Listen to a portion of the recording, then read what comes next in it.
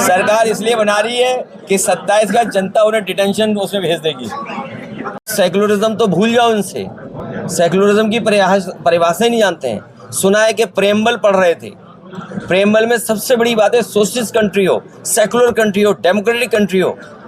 इनकी सरकार में न सोशलिस्ट बचे हैं न सेकुलरिज्म बचा है, और अब एसआईआर ला करके हमारे लोकतंत्र को भी खतरा पैदा कर दिया है। पीडीए से घबराए हुए लोग हैं। हर पीड़ित, हर दुखी, हर अपमानित व्यक्ति हमारे साथ है। पिछड़े, दलित, आदिवासी, अल्पसंख्यक भाई, हम उनके साथ हैं। इसलिए पीडीए के लोग पीडीए के साथ पीडीए की सरकार बनाने जा रहे हैं। भाई मैं तो बहुत दिनों से मांग रहा हूँ, ये जो गुजरात के अहीर हैं, हरियाणा के अहीर हैं और राजस्थान के अहीर भाई लोगों से हमारा निवेदन है कि अगर हम अहीर रेजिमेंट मांगते हैं तो गुजरात में हमारा पुतला फूंकते हैं। अब आप बताओ ना, तुम मांग रहे हो ना अहीर रेजिमेंट, हमें खुशी है कि अगर हमारे साथी अहीर रेजिमेंट मांग रहे हैं। पहली इकलौती पॉलिटिकल पार्टी है जिसने अपने मैनिफेस्टो में ये लिखा कि अहीर रेजिमेंट होनी चाहिए।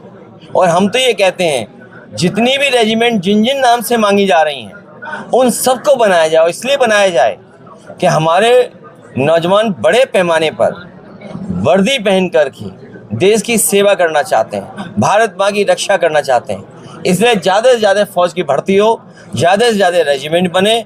और मैं इस मौके पर फरहान अख्तर जी को बधाई दूंगा, उनकी पूरी टीम को बधाई दूंगा। एसआईआर के बहाने करोड़ों लोगों को वंचित करना चाहते हैं, करोड़ों लोगों को वोट के अधिकार से दूर रखना चाहते हैं। तो जो भारतीय जनता पार्टी संविधान बना रही है और जो आज संविधान दिवस के दिन बड़े बड़े भाषण दे रहे हैं, उन्हें कम से कम ये निश्चित करना चाहिए कि उत्तर प्रदेश सबसे बड़ा प्रदेश है। यहाँ पर करोड़ों की संख्या में लोगों के वोट काटने की साजिश, षड्यंत्र और अधिकारियों के माध्यम से हो रहा है। अधिकारी जो लगाए गए हैं वो सोच समझ करके लगाए गए हैं, जाति के आधार पर लगाए गए हैं। ये बात मैं इतनी जिम्मेदारी के साथ कह रहा हूँ। संविधान दिवस पर यही कहना चाहूँगा कि संविधान हमारा मजबूत हो। जितना संविधान हमारा मजबूत होगा उतना ही लोकतंत्र मजबूत होगा। और मजबूत लोकतंत्र के लिए संविधान के रास्ते पे चल करके जो बाबा साहब भीमराव अम्बेडकर जी ने दिया है, जिसमें सोशलिज्म का रास्ता है, सेकुलर समाज को रास्ता दिखाता है, जो डेमोक्रेटिक वैल्यूज़ हैं उनको कैसे बचाया जा सके। लेकिन इधर हम लोग देखते हैं कि सुबह उठ के ही इधर भारतीय जनता पार्टी ने संविधान दिवस मनाया। संविधान दिवस मनाने वाले भारतीय जनता पार्टी ने सबसे ज़्यादा ठेस बाबा साहब भीमराव अम्बेडकर जी का दिए हुए संविधान को पहुंचाया है। क्योंकि फिल्म देख करके आए हम लोग, और वो लड़ाई और वो तस्वीरें हम लोगों ने देखी हैं। कितना एक एक जवान ने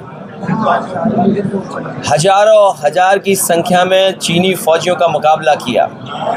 कहा तो ये जाता है कि आखिरी बुलेट तक, आखिरी शरीर जो जवान का जिंदा था और आखिरी सांस तक लड़ करके उन्होंने अपनी ज़मीन को, मातृभूमि को, अपनी धरती को बचाया।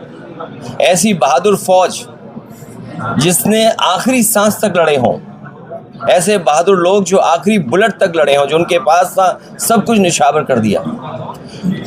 वो हमारी धरती, वो भारत माँ, या जो हमारा भारत का क्षेत्रफल है वो कम ना हो। और ये सवाल कई बार उठा कि हमारा क्षेत्रफल जो भारत सरकार जिसका आंकड़ा रखती है उसे कम से कम बताना चाहिए कि हमारे भारत का क्षेत्रफल पहले क्या था, आज क्या है। क्योंकि फिल्म देख कर के आए हम लोग, और वो लड़ाई और वो तस्वीरें हम लोगों ने देखी हैं। कितना एक एक जवान ने हजारों हजार की संख्या में चीनी फौजियों का मुकाबला किया। कहा तो ये जाता है कि आखिरी बुलेट तक, आखिरी शरीर जो जवान का जिंदा था और आखिरी सांस तक लड़ करके उन्होंने अपनी ज़मीन को, मातृभूमि को, अपनी धरती को बचाया। ऐसी बहादुर फौज जिसने आखिरी सांस तक लड़े हों, ऐसे बहादुर लोग जो आखिरी बुलेट तक लड़े हों, जो उनके पास था सब कुछ निछावर कर दिया। वो हमारी धरती, वो भारत माँ या जो हमारा भारत का क्षेत्रफल है वो कम ना हो। और ये सवाल कई बार उठा कि हमारा क्षेत्रफल जो भारत सरकार जिसका आंकड़ा रखती है उसे कम से कम बताना चाहिए कि हमारे भारत का क्षेत्रफल पहले क्या था, आज क्या है। इस फिल्म ने हमारे तमाम जवान जो जोखिम से भरी हुई जीवन जीते हैं उसको याद दिला रहे हैं। नई पीढ़ी को देखना चाहिए और मैं तो कहूँगा, क्योंकि मैं जाने कितने वर्षों के बाद ये फिल्म देख रहा हूँ किसी थिएटर में आकर के, और मैं इसीलिए देखने आया क्योंकि ये रिजांगला की लड़ाई हमारा एक एक फौजी, एक एक जवान और ख़ासकर वो अहीर जो गुड़गांव, हरियाणा और आसपास के रेवाड़ी के रहने वाले हैं, वो आज भी गर्व करते हैं और उनकी इस बहादुरी पर पूरा देश गर्व करता है। ये गौरवशाली इतिहास जो हमारी फ़ौज का है वो आने वाली पीढ़ी भी देखे, समझे और जाने।